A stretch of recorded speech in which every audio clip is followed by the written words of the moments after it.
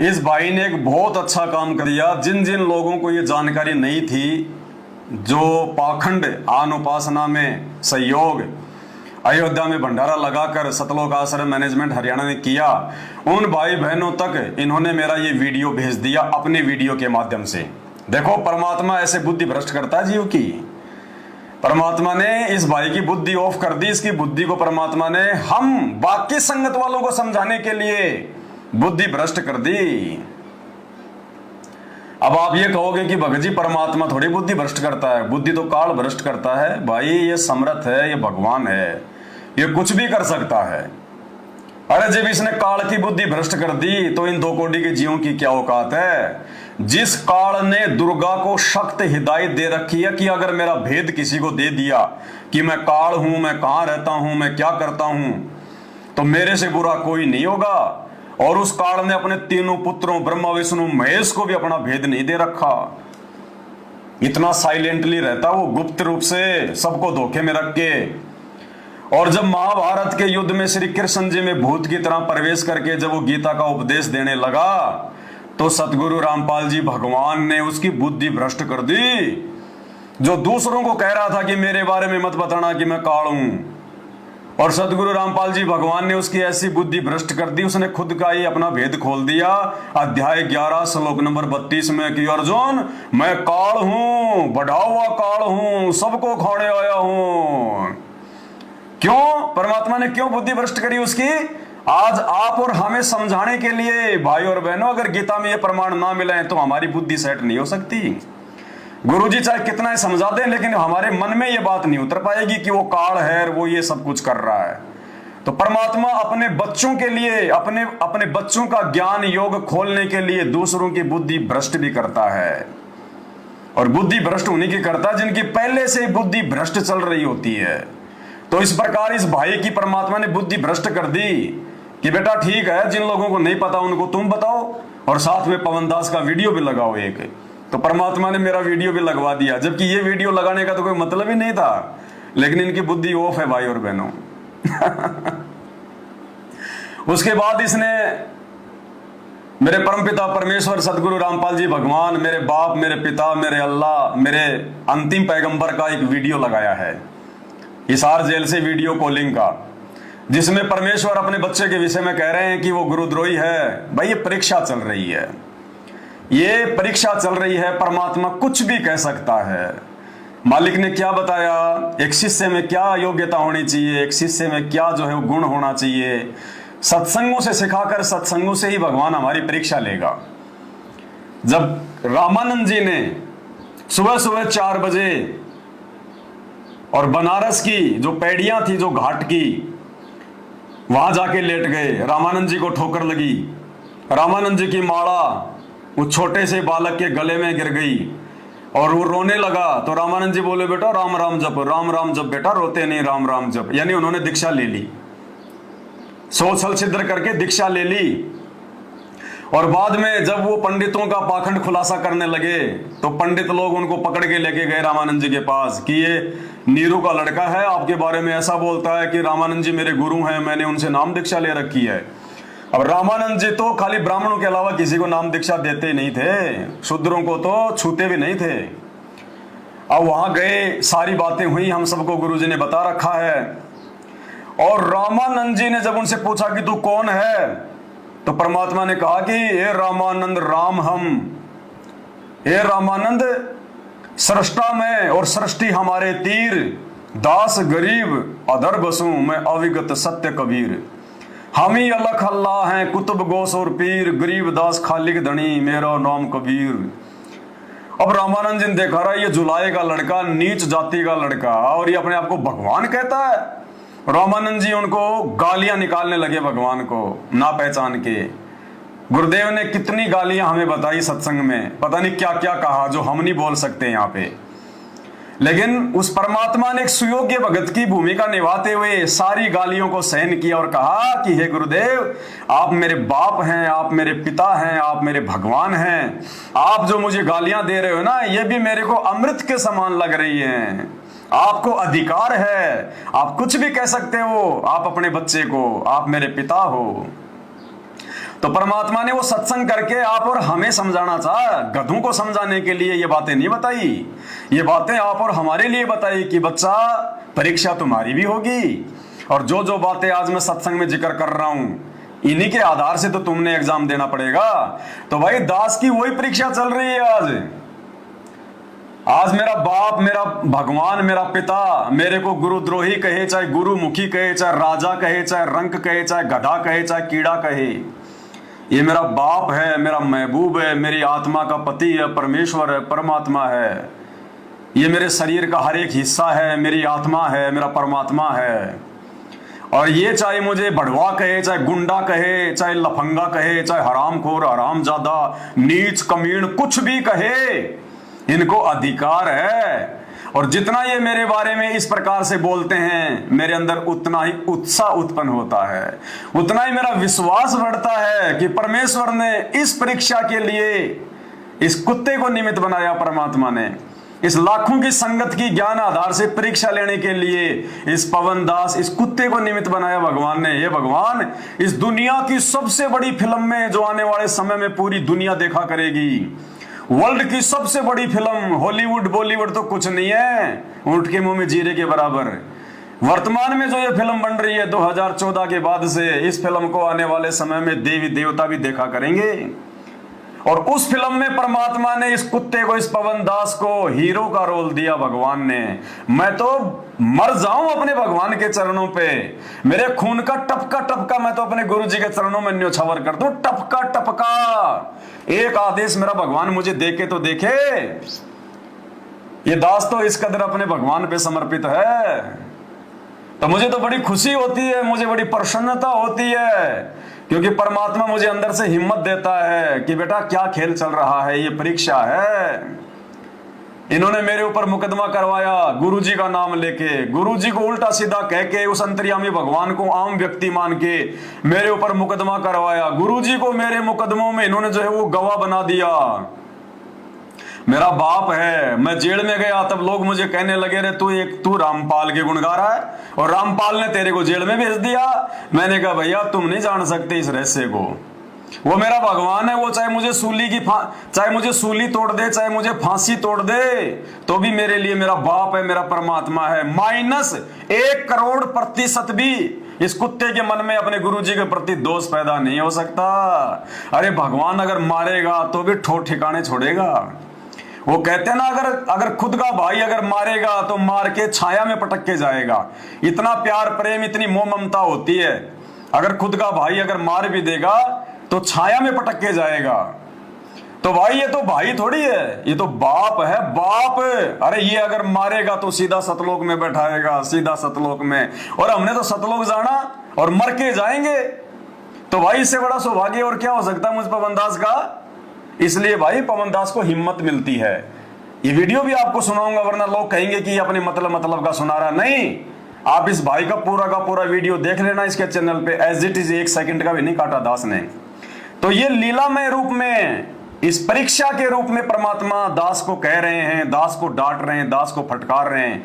और साथ में जो एक संजय का नाम ले रहे हैं, भाई वो तो गुरुद्रोही हो चुका है, वो तो अपनी नरक की टिकट जो है कटवा चुका है, वो तो खुद ही स्वयंभू जो है संत बन गया, वो गुरु बन गया। उससे हमारा कोई कनेक्शन नहीं है, कोई लेना देना नहीं है।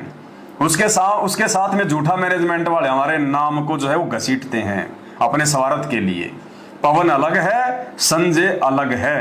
तो सुन लो मेरे गुरुदेव भगवान का ये वीडियो भी, जिस वीडियो को समझना ब्रह्मा विष्णु महेश के बस की बात भी नहीं है, केवल साथ संगत वाले भाई बहनों के अलावा।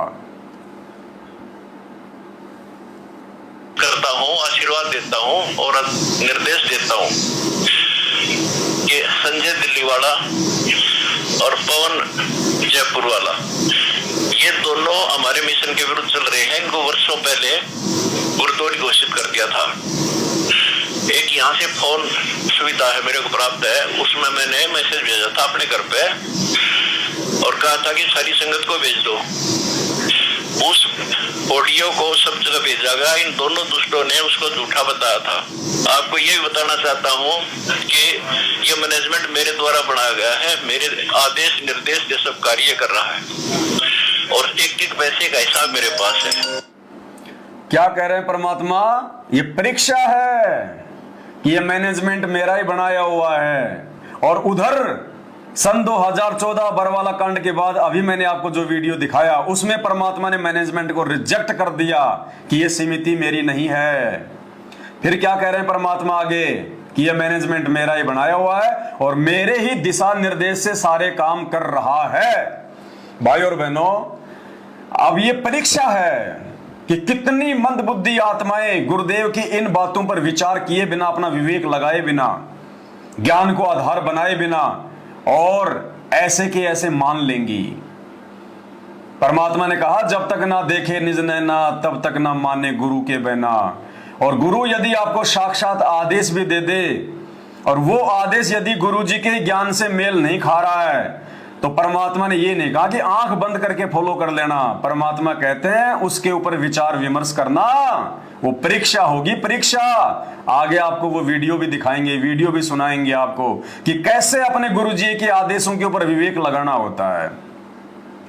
तो भाई और बहनों, इस वीडियो में गुरुदेव कह रहे हैं कि जो भी काम मैनेजमेंट कर रहा है मेरे दिशा निर्देश से कर रहा है, मेरे आदेश से कर रहा है।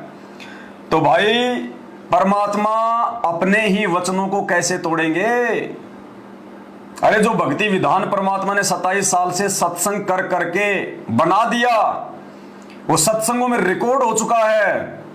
भगवान ने नियम बना दिए कि मेरा भगत यदि उपदेश लेना है, यदि संत रामपाल जी का भगत कहलाना है, मोक्ष प्राप्त करना है, तो मेरे भगत ने कोई भी गेम नहीं खेलना, कोई भी खेल कूद नहीं करना, ताश भी नहीं खेलना, क्रिकेट का मैच भी नहीं देखना, ताश खेलने वालों के पास भी नहीं बैठना।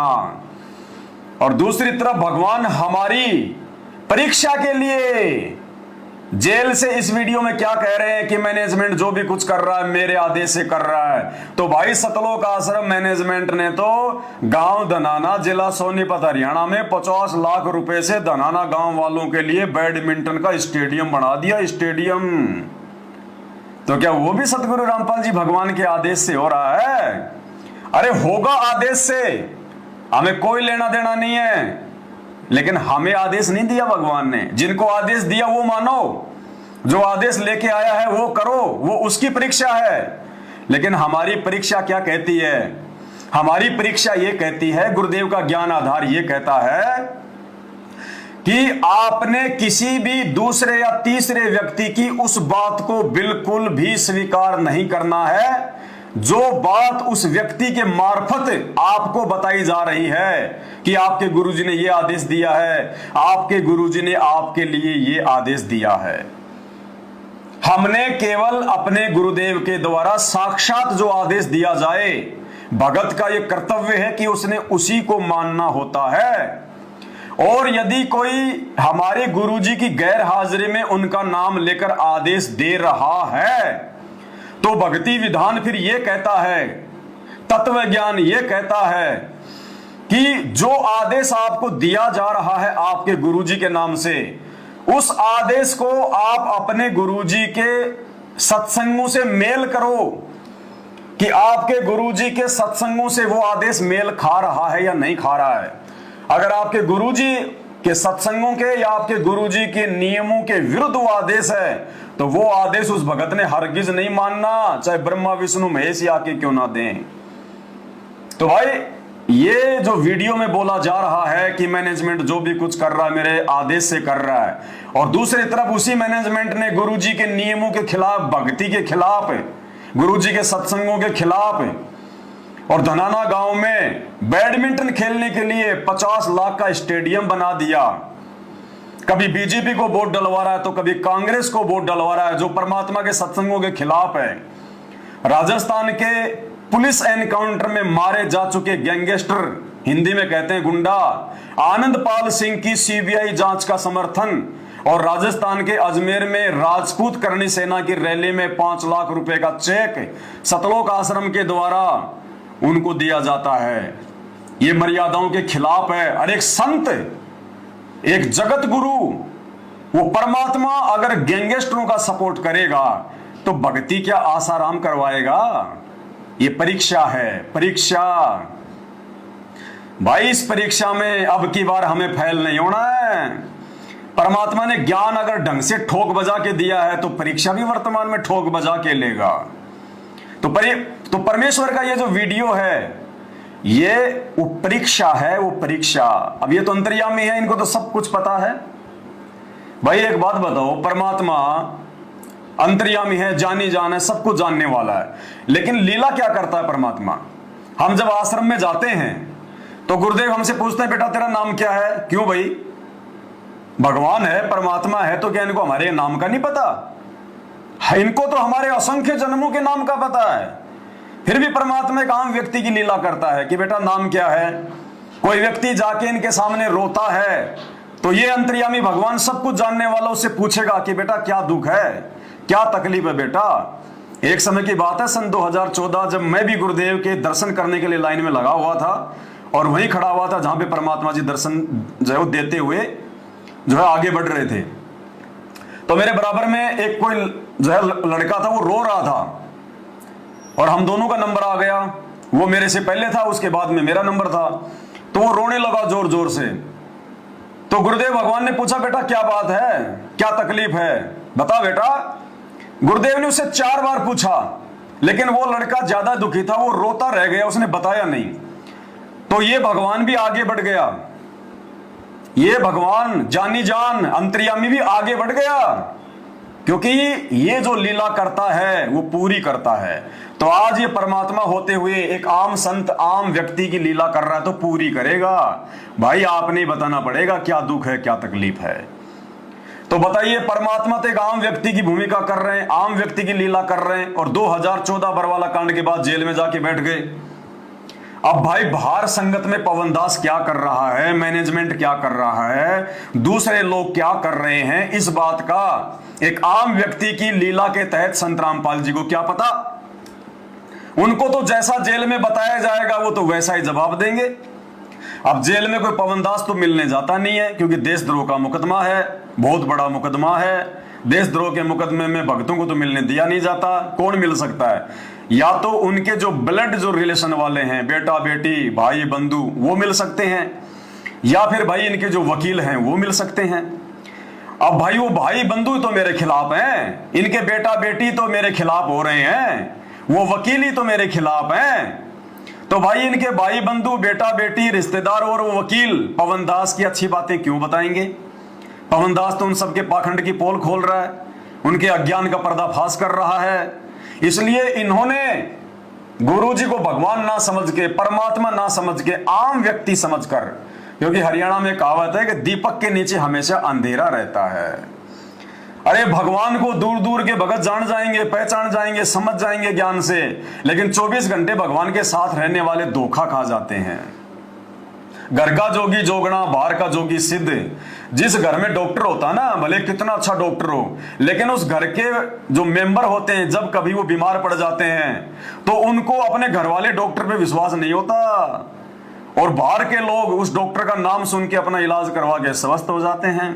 तो भाई ये हालत है गुरुजी के इस परिवार की, गुरुजी के साथ रहने वाले इन कोऑर्डिनेटरों की, उनके बेटा बेटियों की भक्ति मार्ग में। तो इन्होंने क्या किया? इन्होंने देखा ये पवन दास तो सारा ही भांडा फोड़ कर देगा, बड़ी मुश्किल से तो भक्तों को ठगने का मौका मिला है। काल ने सोचा भाई बड़ी मुश्किल से तो मैनेजमेंट वालों की चोटी मेरे हाथ में आई है, और इधर से ये पाखंड का खुलासा करने लग गया, तो भगत तो समझ जाएंगे। तो इस पवन दास का पत्ता साफ कर दिया जाए। तो पहले तो इन्होंने मेरे को जान से मारने का प्रयास किया, मेरे ऊपर जानलेवा हमले करवाए। वो वीडियो मैं काफी बार संगत में डाल चुका हूं। मेरे घर में घुस के इन्होंने मेरे को जानवरों की तरह मारा, सारनामियों ने।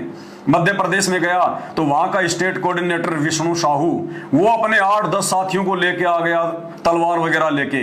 वो वीडियो भी मैंने संगत में डाला, वो कैसे मेरे को जानवरों की तरह मार रहे हैं। लेकिन भाई हमें भगवान ने भगत बनाया, हम तो उल्टा जवाब नहीं देंगे, उल्टा जवाब नहीं दे सकते बिल्कुल भी, 1% भी। इन्होंने मेरे को मारा पीटा। भाई और बहनों, अगर उस समय हाथ मेरे भी हैं, लठ वगैरह वहां भी होता, कोई छीन भी सकता था, मैं भी इतना कोई जो है अपाइज नहीं हूं। इन्होंने मेरे को 100 मारे, अगर मैं एक भी मार देता, एक भी, तो मुझे वो एक डंडे का दंड भोगना पड़ेगा भगवान के दरबार में। तुमने उस दरगाह का महल नहीं देखा, धर्मराज के तिल तिल का लेखा। और कहते हैं सत का राज धर्म राय कर ही और अपना किया सबे दंड भरी।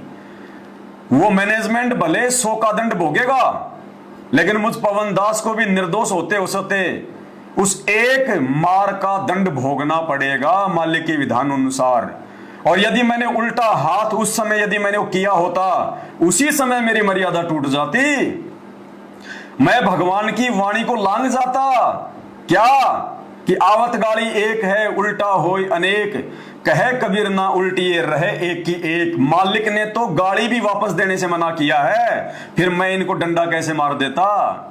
परमात्मा कहते हैं जो तो को काटा बोवे ताको बो तू फूल, और बेटा तेरे को तो फूल के फूल ही रहेंगे, उसको है त्रिशूल, उसको 3 गुना ज्यादा मिलेगा जो उसने कुकर्म किया है, 3 गुना ज्यादा दंड।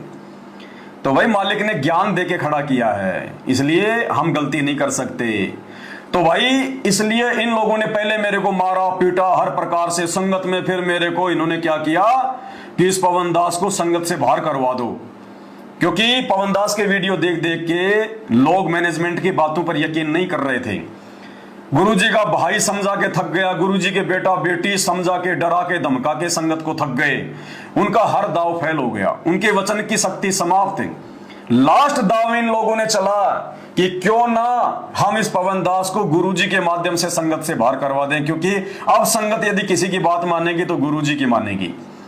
तो इन भाइयों ने जब भी इनकी मिलाई होती थी सार जेल में, अब ये मेरे खिलाफ गुरुजी को उल्टा सीधा भड़काने लग गए, आम व्यक्ति समझ के, अपने जैसा 2 कोटि का जीव समझ के संत रामपाल जी को, गुरुजी को भड़काना शुरू कर दिया। गुरुजी पवन दास संगत का सत्यानाश कर दिया, गुरुजी वो नाम दीक्षा देने लग गया, गुरुजी वो गुरु बन गया, वो संगत से पैसा खा रहा है। और आज तक कोई माई का लाल, सन 2014 से लेकर आज तक 2013 में तो मैंने नाम ही लिया था, 2014 से लेकर आज तक कोई माई का लाल ये साबित कर दे सबूतों के साथ कि पवन दास ने हमारे से ज्योति का पैसा लिया या पाठ का पैसा लिया, एक भी बंदा कोई साबित करके दिखा दे।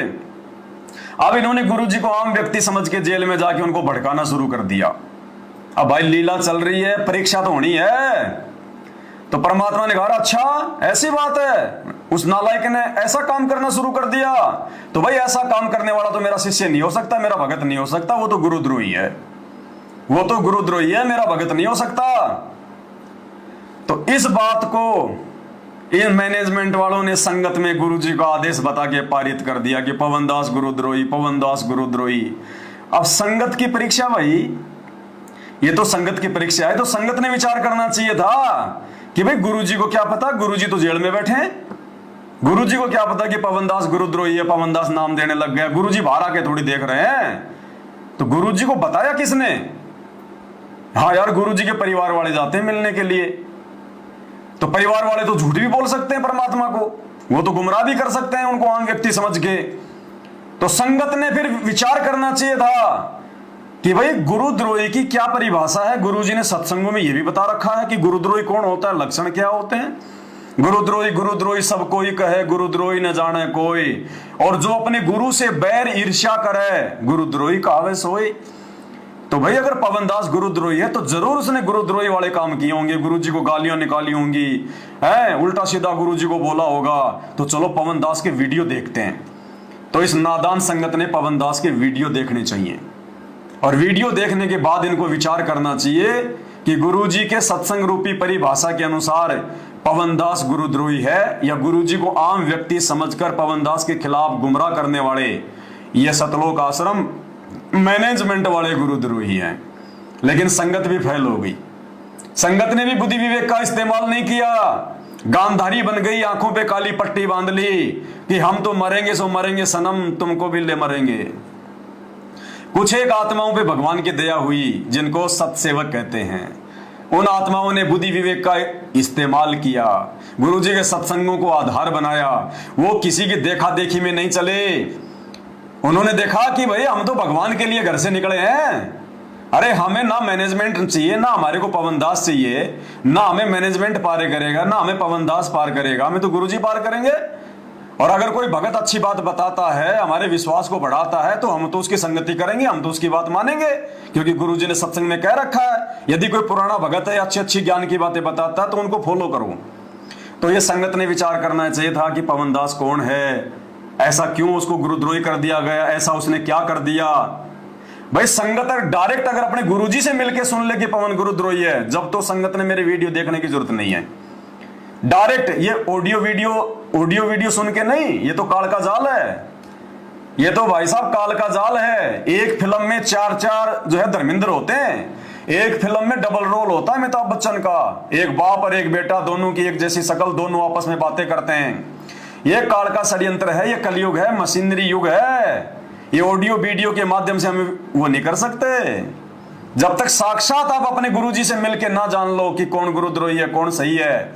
मैं गुरुद्रोही नहीं हूं, और फिर भी यदि आप जाके डायरेक्ट जेल में गुरुजी से मिले और गुरुजी ने कह दिया कि बेटा वो गुरुद्रोही है, तो भले मैं गुरुद्रोही नहीं हूं, लेकिन आपने उस समय अपने गुरुजी के आदेश को मानना पड़ेगा।